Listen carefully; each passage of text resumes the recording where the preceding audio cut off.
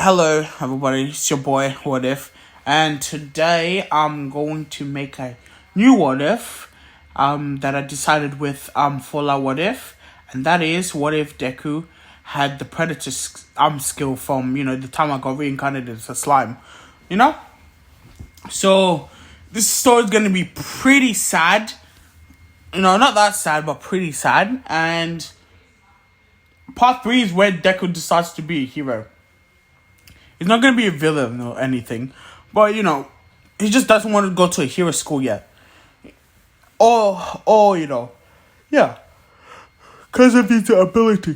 So he's going to travel the world, collect different things, and so on. And I want him... there's 2 powers to his Predator skill. He can scan people. It's weird, but... he can scan people with his phone, and he can ingest something, and he gets the power. So, because I want to do scanning people, because I don't want him to legit eat human beings to get his power. So that's why I'm saying scan people.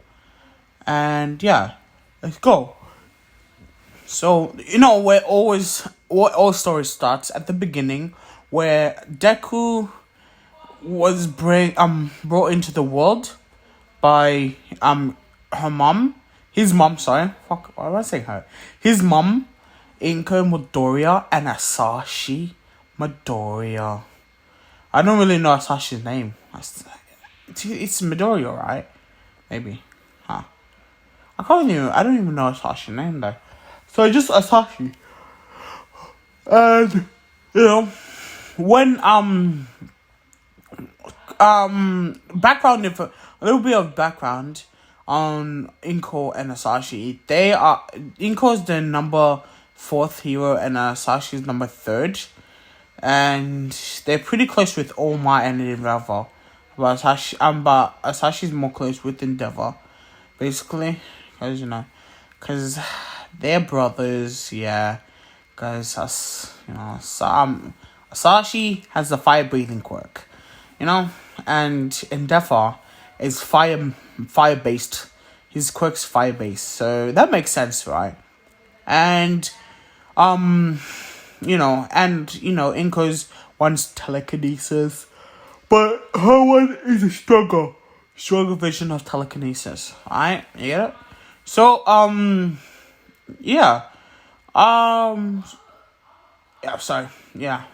So when Deku came out, he came out with force, my guy. He came out. I can't really say flying though. He came out, and everything was moving around him. The stationery was moving, everything was moving. So they think that he has his mom's quirk, telekinesis. No, but that's not really it. I'll say that his telekinesis goes away and never comes back when he hits around 3. And all those genes are locked, basically. Something traumatic has to happen to Deku for his Predator skill to activate. Just like the main character in the animes when I go reincarnated in slime. His Predator skill activated, his skills activated when he died. So I want Deku to die. And this one, not his parents. His parents are still alive. Well, and it's not a bully type thing. He does trying to save someone, basically. So that's it. Let's continue with the story. So they Inko calms her baby down. Sorry. Inko calms her baby down. And Izuku's calming down right now. He's chill, everything stops flying everywhere, everything just comes down gently, So then, I don't know, he just starts crying. And when he starts crying, it's extra loud. It's fuck. He's just maximized. His voice is maximized. So when he starts crying, the whole place is shaking. So they just think that's just another version of telekinesis. The telekinesis quirk that his mom has. I guess more developed, I guess. Like, they think that Deku's just moving the building right now.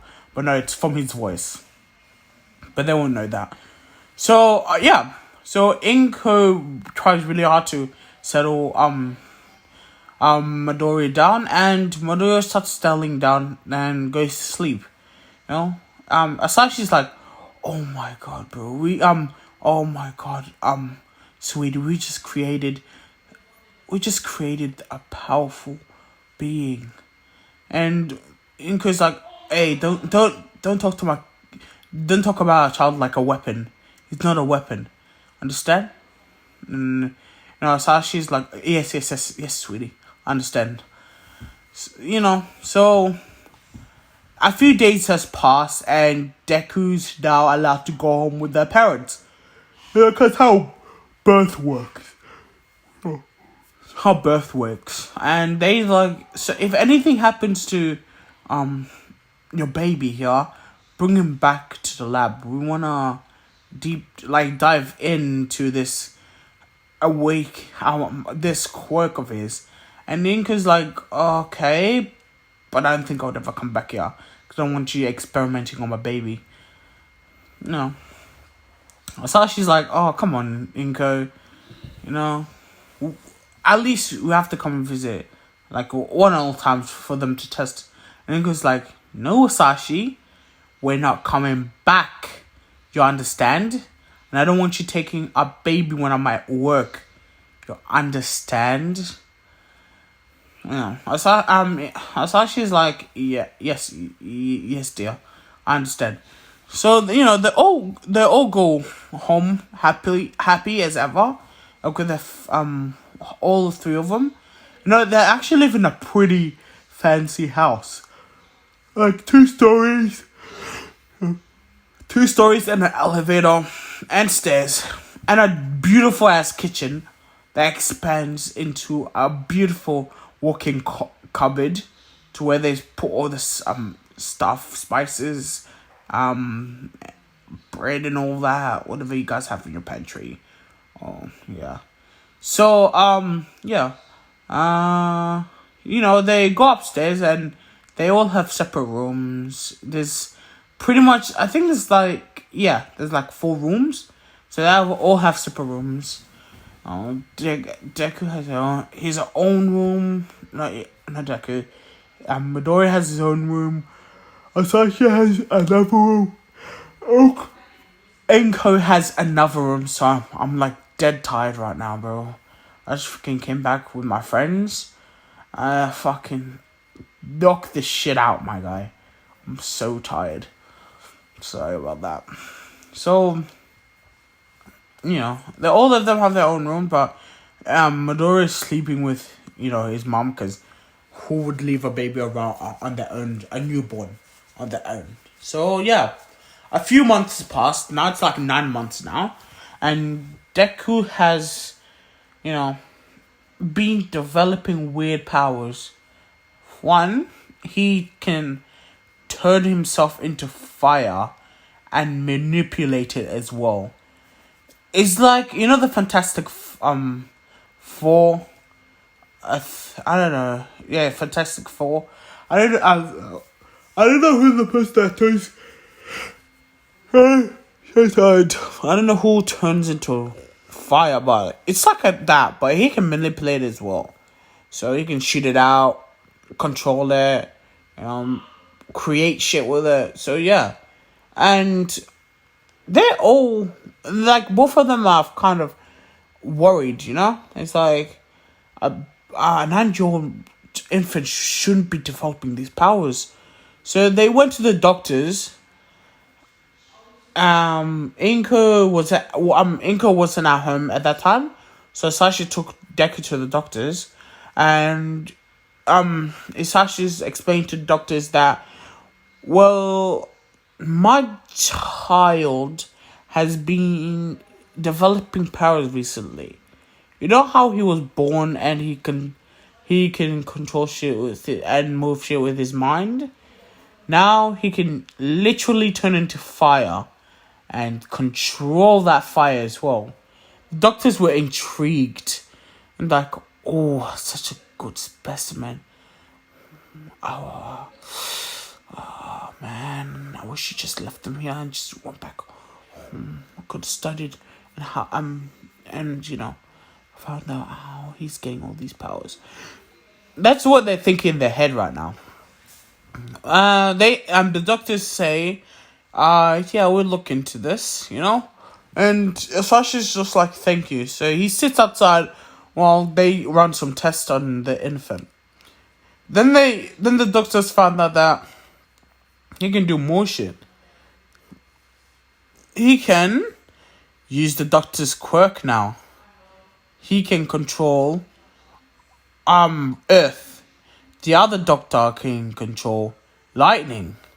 The other doctor can control metal. So Deku starts shooting out lightning. Not Deku, sorry. Midori starts shooting out lightning. Shooting it out. He's laughing. He's really excited.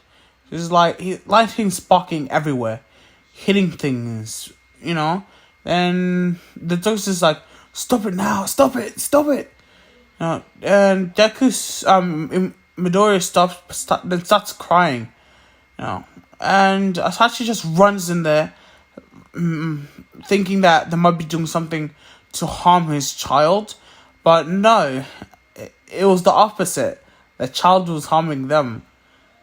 So, Asashi gets Deku and gets out of the hospital before they all wake up and find him. Like, on my world, a rule. If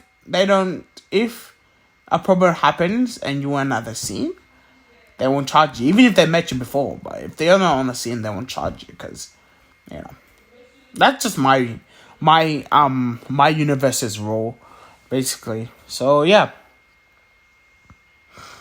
Well, yeah, so when Asashi's walking home, he stops at a park and incident happened. A villain attacked them. Asashi's the number third hero, so he couldn't really do anything because he's right now he's taking care of his child and there's lots of people around, so he doesn't want to risk it and show his identity, and then the villains will probably find him with a couple people and think those are his family and attack him. So he does nothing. Then Midori just starts levitating from the floor and shoots lightning at the villain. The villain's knocked out. Then this is where Deku's powers are gonna be deactivated. I said 3, but why not? Let's do it at 1 when he turns 1. So his powers deactivate. He starts falling onto the ground at unheard of levels, 1,000 feet, 900 feet, 800 feet, 700 feet,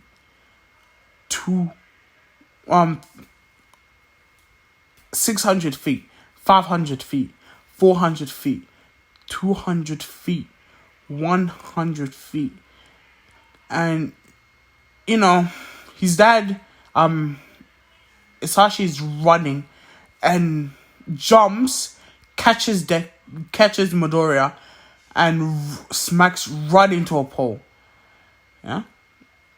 The villain was arrested on the spot after that incident happened, and everyone went to check up on, Asashi. And Asashi is knocked out right now. So, later on, Inko gets a phone call from the hospital. Ring, ring, ring, ring. Sorry, I have to. Inko Midoriya, your husband's here unconscious with your child. They got attacked by a villain, but your child took care of it. And if you can, get to the hospital as quick as possible. Now, Inko tells the boss lets her off and drives to the hospital. There's traffic, so yeah, she had to go. She had to weave around the traffic getting there. She got stopped by police a couple of times, but she showed them her hero license and let her through. And she told them that it was an emergency, so yeah, they let her through. They actually made a path for her, so she can get there fast enough. She gets there, and Asashi's just awake right now on the bed, and Inko just starts crying, telling Asashi, "What were you doing? Why were you outside? You would have got hurt. And where's Midoriya?" And Asashi's like, "Oh, Midoriya's next door." The doctors took them because they thought that Midoriya might have got injuries from that, so they took him next door. And Inko just gets up and sprints to the next door, and the doctors were leaving when she came in, and she ran over to Midoriya and hugged him so tight, and telling Midoriya that I will never, never, never let anyone hurt you. You're my precious little gem. I will never let anyone hurt you ever again. Yeah. Deku Midoriya can't really hear this because Midoriya is sleeping. So yeah. So after they both got dismissed from the hospital, they went home, and when they got home, Deku started crying, but nothing happened.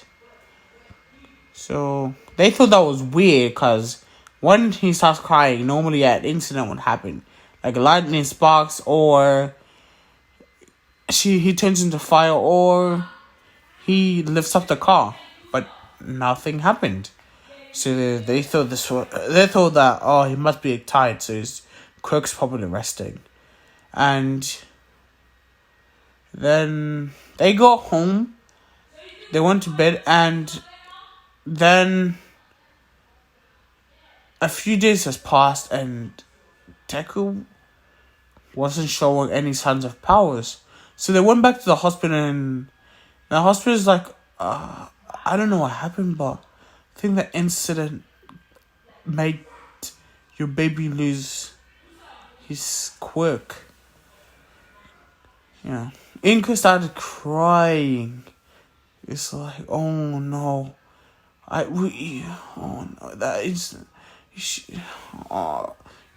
she's all mixed up, and she's stumbling over her words, and Asashi's just blaming himself. He's blaming himself. He's like, if I didn't go outside to the doctors, this would never have happened. He's getting angry at himself. Really, really angry at himself. And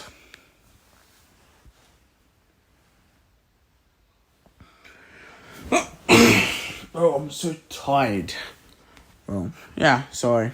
He's getting really angry at himself right now. Just blame himself for the hits that happened. So, a few days has passed where everyone's just mourning. Not everyone, just those two. And Deku,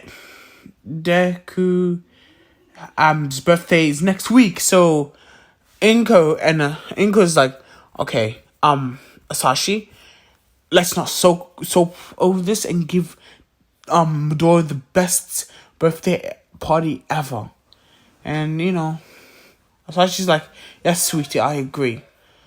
So they got the birthday party organized. They invited Bakugo's mom. They've invited Endeavor. They invited Oma. They invited some of their cousins and aunts and all their relatives to come over. And Deku ended up having the best birthday party ever. And Midoriya and Todoroki were at the same age. So when Deku turned 1, Deku, why am I saying Deku, sorry, Midoriya, so mom took them to the Todoroki house to meet, not the Todoroki, to Todoroki house to meet, Todoroki, not Todoroki house, just Endeavor's place, I guess. I don't know what Endeavor's last name is. Sorry. I'm not a My Hero fan. I might have done a few Deku or this, but I'm not a big fan. I just like the concept of it. Just easy to make. Oh yeah, quick tip. If you're starting a What If channel, make Deku ones. Then if you feel more confident, move on to different genres.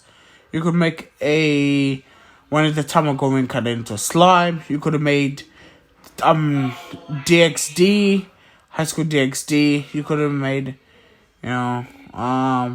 Fairy Tail. There's plenty of other ones. You could have made a Naruto one as well.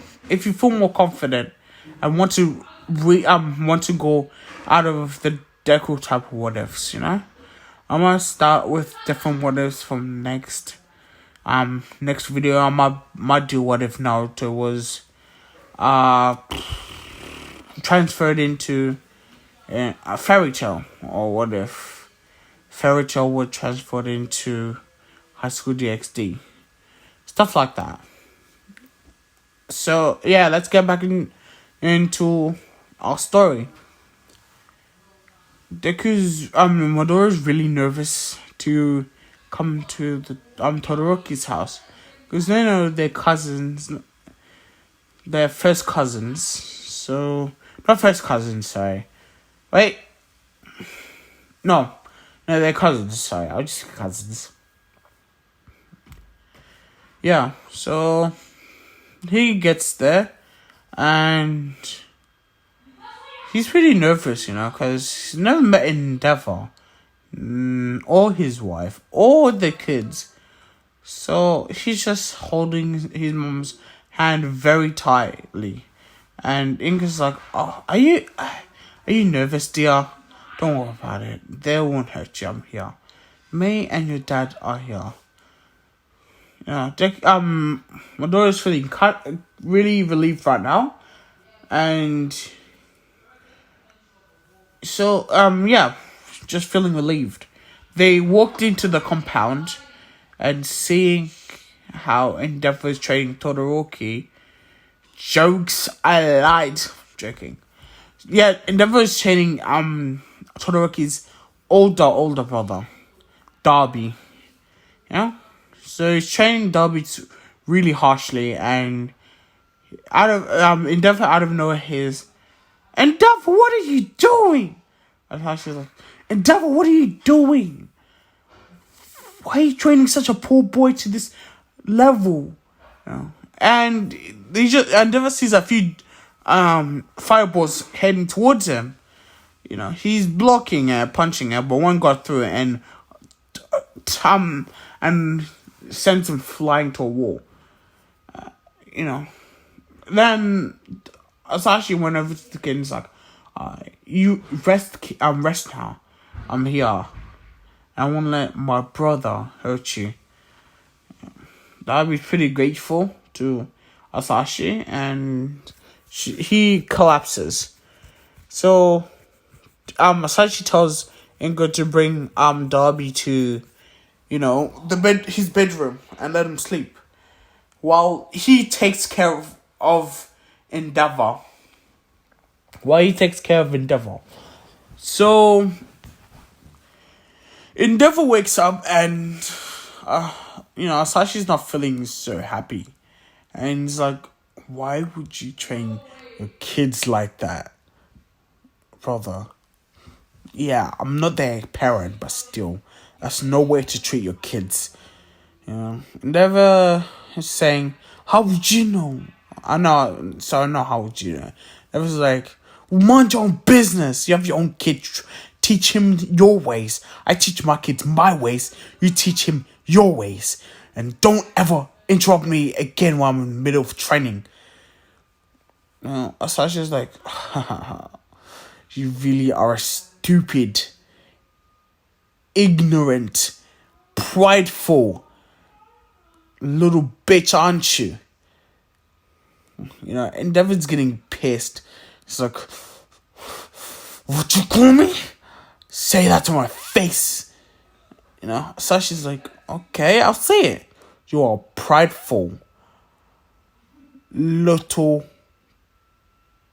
Before he says bitch, Endeavor sucker punches him to the floor, and Sashi's going flies backwards, hitting into a wall. He gets up and he shoots a few fireballs at Endeavor. Endeavor blocks them.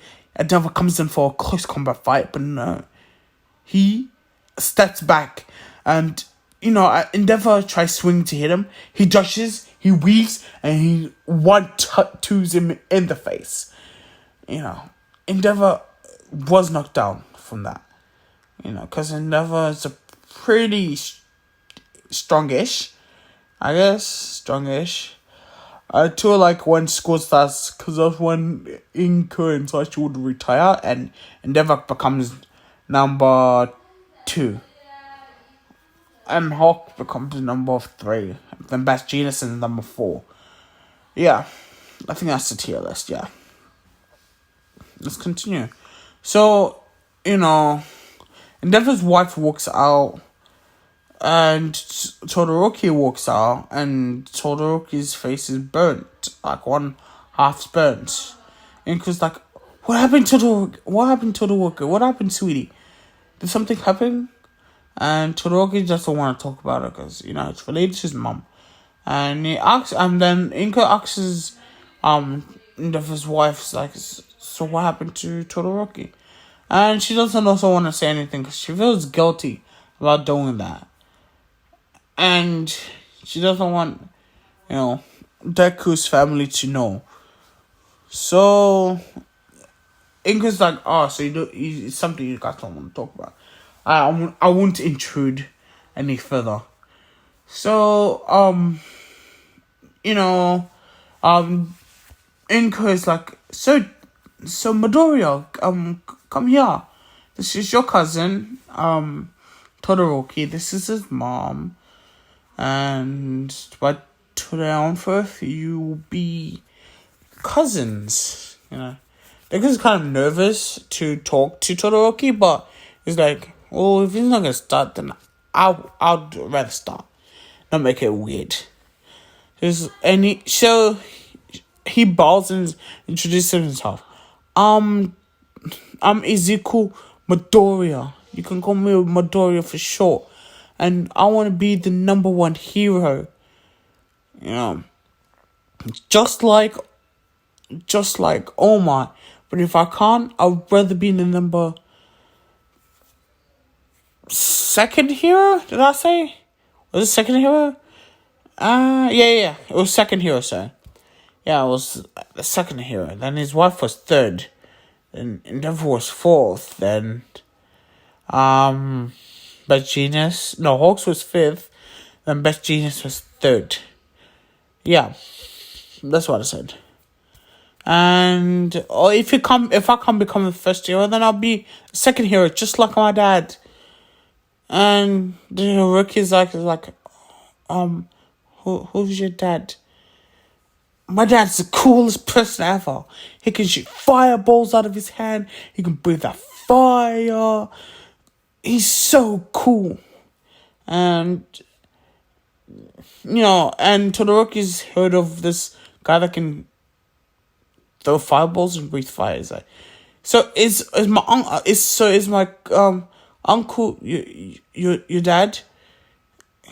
Deku's like, yes, yes, my dad's awesome. And my dad says that he could even beat your father, Endeavor. And Todoroki's like, I don't think so.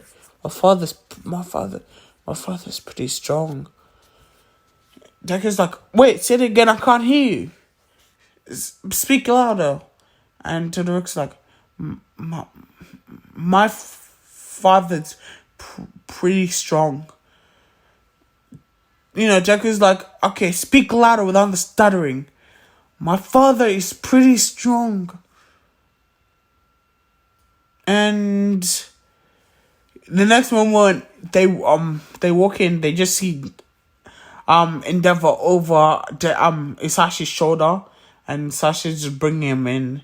It's like, alright, where is this fat tub lord's bed? Let me put him to sleep. His wife's pretty shocked because he never knew someone that could knock out Endeavor. So she shows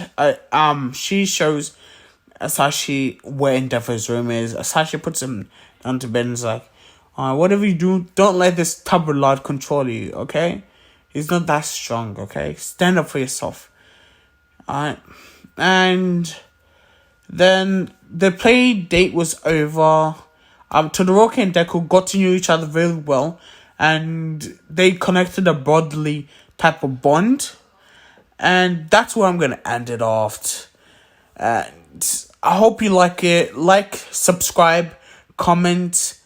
But if you can't comment, then, you know, come over to the Fallout What If Discord and talk to me, because I'm probably going to be there and being active, because I don't know what's happening with my comments. I can't really see other people's comments, or they can't comment.